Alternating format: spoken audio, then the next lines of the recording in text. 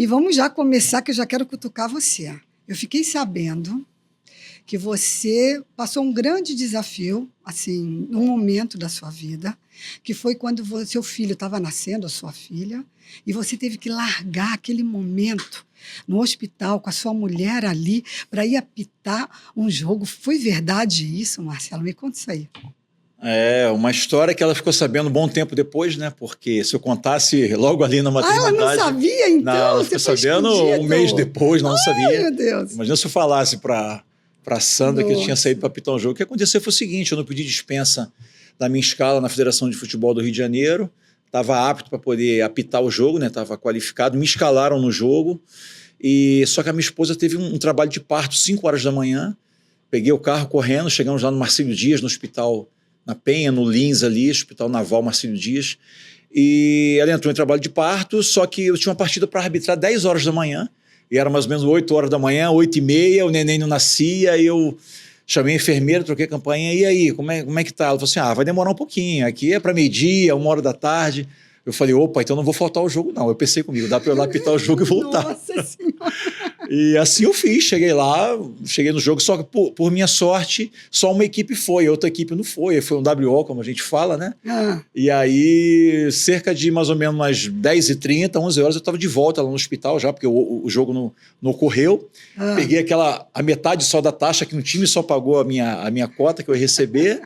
Peguei, cheguei no hospital, toquei a campainha, quando toquei a campainha da obstetrícia, e a enfermeira acabou de nasceu tem 2 minutos. Aí veio o menininho todo sujinho, todo bonitinho. Ai, que lindo. E é coisa de Deus, né? Mas eu só contei para Sandra um bom tempo depois, senão ia ficar brava. Mas hoje em dia nem dava mais para fazer isso, que todo mundo agora tem que assistir o parto, tem esse movimento todo. Eu não sei se eu conseguiria. Isso foi há quantos anos atrás? Isso aí foi em 1994, no nascimento do meu primeiro filho. Foi do primeiro? Não, do meu, desculpa, 96, do meu segundo filho. Do segundo. Qual que é o nome dele? É o Marcelinho, Marcelo de Lima Henrique Filho. Olha só, que bacana. Nossa, que história emocionante, né? Agora a gente está falando de pai, de filhos, né? E você tem uma história muito linda também, né? Você com o seu pai. Né? É isso mesmo? Ele foi referência para você? Como que é isso? Me conta. O meu pai, quem conhece o meu pai foi um sobrevivente, né? Desses que tem no Brasil aí, um grande guerreiro. Então, ele foi fuzileiro naval, como eu, né? Só que quando eu falei, pai, fiz a matrícula para ser fuzileiro naval. Na época eu era goleiro, é uma outra história, estava num clube, estava no Bangu. Falei, pai, fiz a matrícula para ser fuzileiro naval. Não, meu filho sofre muito, você é goleiro, você tem talento. Eu fui fuzileiro, eu sofri demais. Pai, mas eu quero ganhar meu dinheiro. E aí fui ser fuzileiro. Quando eu me formei, ele estava lá todo orgulho, todo bobo. Me deu muita força nos fuzileiros. E assim que eu encerrei minha carreira de goleiro, né, nos clubes aí que eu entrei para ser fuzileiro, ele sempre tentou me levar para ser árbitro, né? Tentava que eu fosse. Porque ele era também. Meu pai foi árbitro, por isso. Ele foi fuzileiro e foi ser árbitro. E Marcelo, vamos, você vê jogo comigo, você vai nos campos, você é líder, você é um cara que conhece futebol. E ele sempre tentou que eu fosse, eu adiei um pouquinho, até que um dia ele me pegou praticamente pelo braço para fazer a matrícula, e literalmente ele pagou o meu curso, ele conseguiu metade da bolsa, a Federação do Rio me deu metade da bolsa, a outra metade ele pagou no início, porque eu não tinha dinheiro para pagar, já era casado, já era pai, não tinha condições, e ele foi muito importante nessa época, só que ele sofria muito com a minha carreira, porque ele é de uma outra época que tinha muito apadrinhamento, favorecimento. Falei, pai, agora é competência. E ele meio que, por ele viver uma época antiga, ele, cara, não vai chegar. Cara, eu vou chegar, confia em mim, porque eu confiava muito em mim. E aí o dia que eu fui ser árbitro do FIFA, que eu contei para ele chorava igual criança, caramba, eu não confiava em tu, e você chegou. Então ele foi muito importante, a base, é o melhor árbitro que eu vi apitar, é o mais corajoso, ele é meu herói. Nossa, que linda a história, né? Até porque você fez igualzinho a ele. Exatamente. Você fez ele fuzileiro, você fuzileiro, ele árbitro, você árbitro. E tem algum dos teus meninos que está seguindo essa carreira ou eles foram para outros caminhos agora? Não, o mais velho estudou bastante, aí mora na Austrália. O mais novo, ele foi jogador de futebol, jogou futebol até 24 anos, mas está num ramo agora, é empresário, está num ramo bacana aí, então acho que tá bom ele no caminho que ele está. Acho que o único louco, entre aspas, que é uma loucura tão bacana estar no campo de jogo ali, uma loucura saudável, né? Uma adrenalina tão grande estar no campo de jogo ali, que Foi só eu, mas o Marcelinho até tentou, fez o curso, começou a fazer o curso em 2019, aí veio a pandemia, atrapalhou um pouquinho ele, até porque ele joga futebol, mas não, a Luísa está em outra área, então ninguém seguiu esse caminho, não. Muito bem, só você. E esse caminho não é fácil, né, Marcelo? Tenho certeza que você passou grandes desafios, né? Aí, vamos falar de desafios mentais, até porque tem esse nosso propósito aqui. Hoje, se você fosse falar para mim um desafio que você teve, que você precisou utilizar ali, o seu mental, a sua força, essa estrutura, qual seria? Me conta esse momento. A carreira do árbitro de futebol, quando a gente fala em arbitragem de futebol, né, juiz de futebol, muita gente, as pessoas nem imaginam o tanto que você tem que fazer, se empenhar para poder estar inserido no campo de jogo, no futebol pentacampeão do mundo. A gente está falando do futebol qualquer não, um dos maiores campeonatos do mundo, que é o brasileiro. Então não é fácil. A nossa corrida, vamos dizer assim, a caminhada, a corrida do árbitro é uma maratona.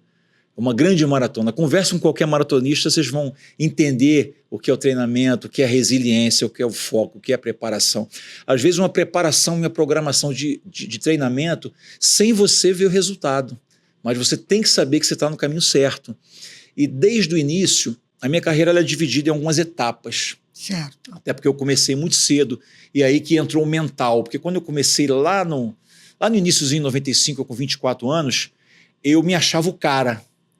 Uma boa autoestima, né? Eu você me falou, isso. O teu pai, agora você fala o meu início, Cruzeiro Naval, ex-goleiro, jovem, grande. Autoestima lá em cima. Apitava todas as várzeas do Rio de Janeiro, as peladas por aí, me achava o cara. Eu sou o dono do jogo, eu sou isso, eu sou aquilo. Até que você começa a entender que não, você não é o cara. O cara é o jogador que está no campo de jogo. E aí você começa a ter alguns tropeços, a carreira não vai na velocidade que você acha que ela vai, porque tem pessoas excelentes competindo com você, né? Só tem vaga para um apitar. E aí, só que muitos colegas passam pelo caminho, você vê com muitos com muitas competências ficam pelo caminho, e você vai entendendo, aprendendo que você tem que ter resiliência. Eu gosto dessa palavra. E a resiliência, eu penso que ela se educa, você educa a ser resiliente. Eu acho que dificilmente uma pessoa nasce, esse é o grande resiliente da face da Terra. Ela vai se educando. Exatamente. E, obviamente, que quanto mais novo você conseguir entender que você tem que ser resiliente, você vai ter mais sucesso mais cedo. Tem uns que não entendem a vida toda, explodem a qualquer momento. E eu comecei a entender que eu tinha que ser paciente, mas que eu tinha talento, eu tinha foco, eu sempre tive foco, eu sabia que eu tinha que me preparar, mas eu sabia que eu tinha que cuidar da minha resiliência e cuidar do meu mental, porque o que me leva para eu, por exemplo, após o nosso bate-papo aqui, até meia-noite para mim é dia, o que vai me levar a chegar na minha cidade, treinar, cumprir uma programação, é o meu mental, é saber que eu tenho que estar pronto para fazer aquela programação, porque se eu relaxar, né, eu vou para casa ver um filme, comer uma pipoca, sexta-feira e acabou. Então, a minha carreira passou por essa fase, eu achar que eu era o cara, depois eu tenho que ser resiliente, muitos colegas saindo pelo caminho, e eu falei, não, o meu caminho é esse. Muitos amigos foram para o futsal, outros foram apitar beach soccer, outros apitar voleibol, eu falei, não, o meu é futebol de campo. E aí teve todo esse preparo, e a gente foi passando por muitas coisas, tive uma lesão muito grave em 2015 para 2016. Como que foi essa lesão? Eu rompi o tendão calcâneo, né, uma das lesões mais graves aí para quem pratica esporte. Sim. Como ligamento de joelho cruzado também é complicado. Então, mais ou menos 1 ano sem apitar, e conversando com uma grande amiga, a doutora Marta, né? Marta, psicóloga do esporte, da arbitragem, a doutora Marta. Referência. Ela, Marcelo, você tem que cuidar do teu mental. Quando você entender que o teu mental que vai comandar a tua cura, é ele que vai falar assim, eu vou curar, aí o teu corpo vai começar a obedecer. Enquanto você estiver nessa vontade de querer voltar, primeiro a sua saúde. Aí eu comecei, saúde, é verdade. Eu tenho que cuidar da minha saúde. Com a minha saúde aí que eu vou voltar a ser árbitro.